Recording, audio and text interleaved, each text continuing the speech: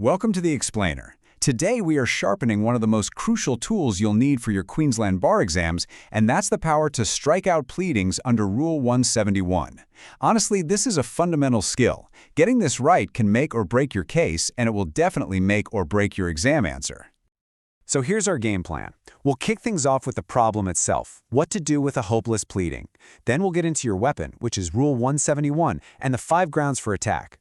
From there, we'll look at the court's power, the key cases you absolutely must know, and we'll finish up with an exam hit list to tie it all together nicely. Okay, let's set the scene.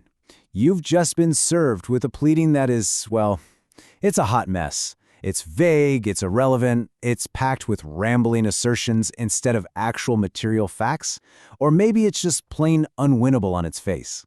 So what do? You can't just ignore it. And look, this isn't just a headache. It's a really serious procedural issue. A defective pleading can waste an enormous amount of time and money for your client. And even more importantly, it can fundamentally prejudice the fair trial of the whole proceeding. The entire system really relies on clear pleadings to function properly. This is where you, as a sharp junior barrister, need to reach into your toolkit for a very precise and honestly very powerful instrument. The trick is, you don't argue the merits of the case. You attack the defective pleading itself.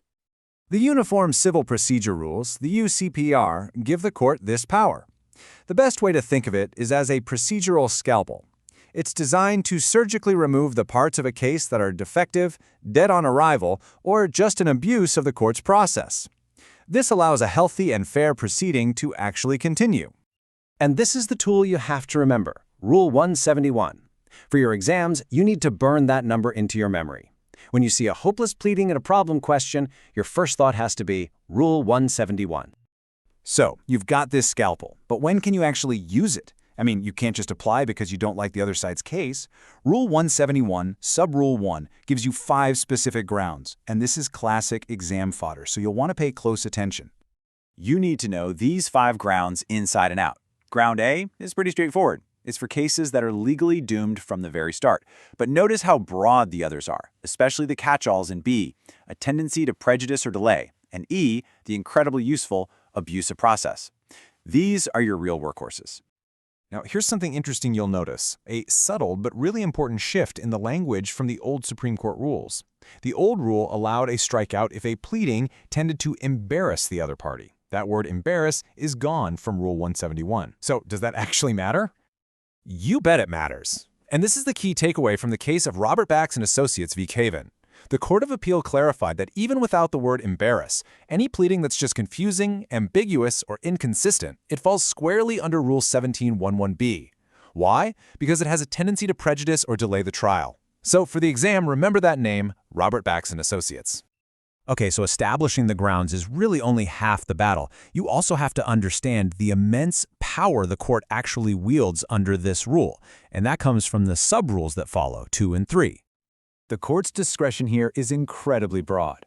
Sub-Rule 2 makes it crystal clear they can act at any time. They can also make the party with the bad pleading pay higher, indemnity costs, which is a powerful deterrent. And, crucially, they are not stuck just looking at the 4 corners of the defective document. This is a total game changer. Sub-Rule 3 is your authority for this.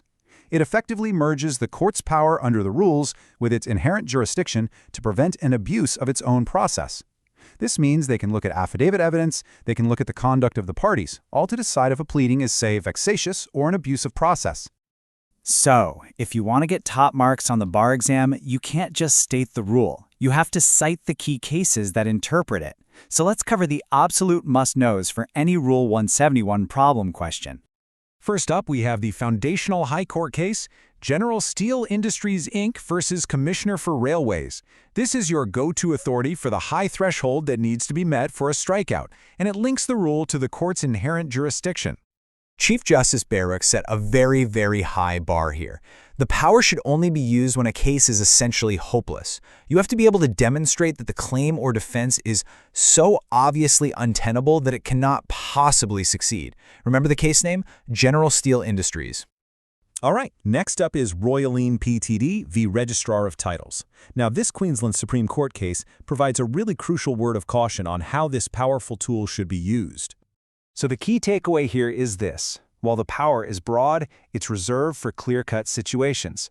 It's not a tool for conducting a mini-trial on a preliminary application. Just like we said at the start, Rule 171 is a scalpel, not a sledgehammer, and Royaline is your authority for that exact proposition. Okay, let's bring this all home. Let's distill all of this down to a final, rapid-fire summary. If a strikeout question comes up in your exam, this is the mental checklist you've got to have ready to deploy. Here it is, your final checklist. Know the rule number 171.